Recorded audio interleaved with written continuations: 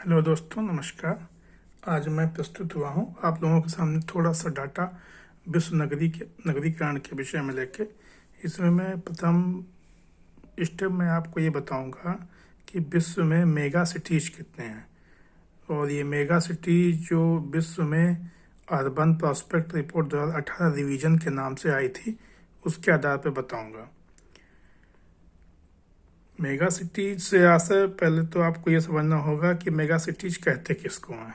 Mega city में अगर हम बात करेंगे तो इन मेगा सिटीज के अंतर्गत ऐसे शहरों या स्थानों को शामिल किया जाता है जिसमें 10 मिलियन या उससे अधिक की जनसंख्या का निवास होता है।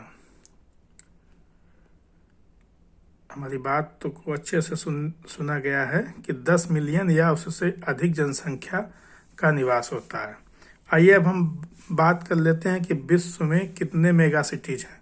तो 2018 की अर्बन प्रॉस्पेक्ट रिपोर्ट रिवीजन 2018 के अनुसार विश्व में लगभग 33 मेगा सिटी स्थापित हैं। उनमें से 27 मेगा सिटीज ग्लोबल साउथ में हैं। अभी आप लोगों ने G20 के सम्मेलन हुआ था तो उसमें ग्लोबल साउथ टर्म को काफ़ी बार सुना होगा, और ये भी सुना होगा कि क्या भारत ग्लोबल साउथ का नेता बन गया है। तो ग्लोबल साउथ टर्म्स को भी समझना हमारे लिए अति आवश्यक है।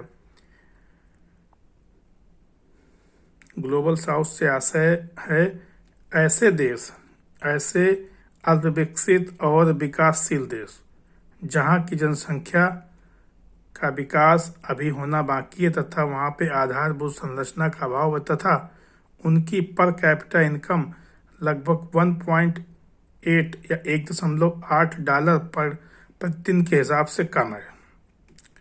ये मानक विश्व बैंक के आधार पर है, निर्धारित किया गया है। अब आइए बात कर लेते हैं कि इन 27 ग्लोबल साउथ मेगा सिटीज में से हमारे देश और हमारे देश के पड़ोस में कितने स्थित हैं। तो इसमें हम देखेंगे कि भारत में मेगा सिटीज की संख्या 5 है और चीन में 6 है। और इसमें भी एक बात देखने की ये है कि विश्व के प्रथम 3 मेगा सिटीज, और प्रथम 3 मेगा सिटीज में प्रथम स्थान पे आता है जापान का टोक्यो, भारत से दिल्ली और चीन से शंघाई। ये 3 सर्वप्रमुख मेगा सिटीज हैं।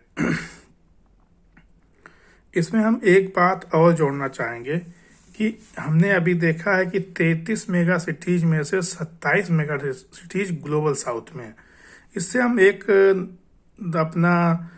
अपनी संकल्पना का विकास कर सकते हैं कि जो अधिकतर जनसंख्या है, विश्व की अधिकतर जनसंख्या जो है विकासशील या अल्पविकसित देशों में ही निवास कर रही है।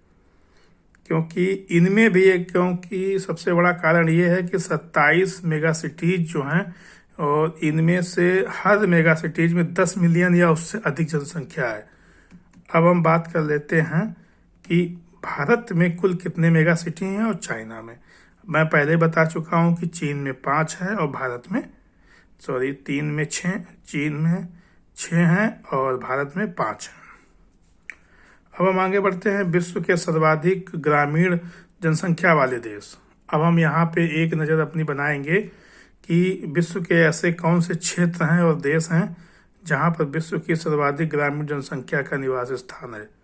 तो इसमें हम देखेंगे प्रथम स्थान पे भारत है, चीन है, पाकिस्तान है, इंडोनेशिया है, बांग्लादेश है। मतलब कि ये सभी आप देख रहे हैं ये एशिया के ही देश हैं।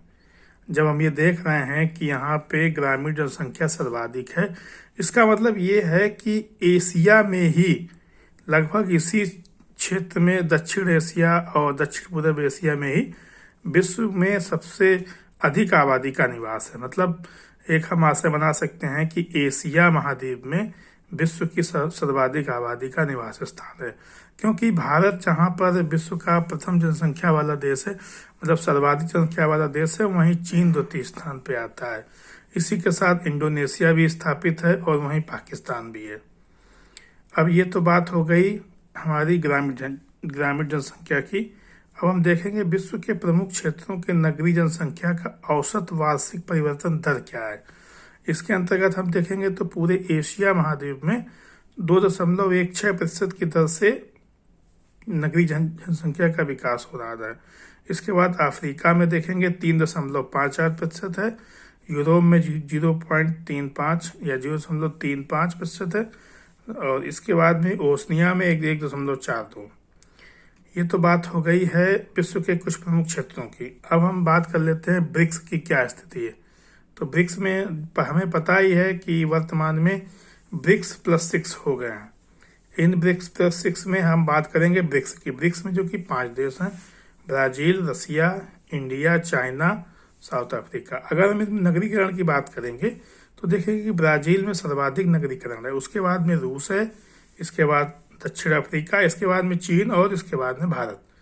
तो इसमें भी हम देख रहे हैं कि इन जो ब्रिक्स में हैं, कहीं ना कहीं ये 5 देश जो हम देख रहे हैं, लगभग अगर रूस को छोड़ दिया जाए तो ये सारे 4 देश लगभग विकासशील अवस्था में ही हैं। तो इससे समझा जा सकता है कि हमारे जो विकासशील देश भी है वहाँ भी नगरीकरण की दर में इजाफा हो रहा है। बहुत बहुत धन्यवाद। अगले टॉपिक में मिलेंगे भारत की जनगणना में।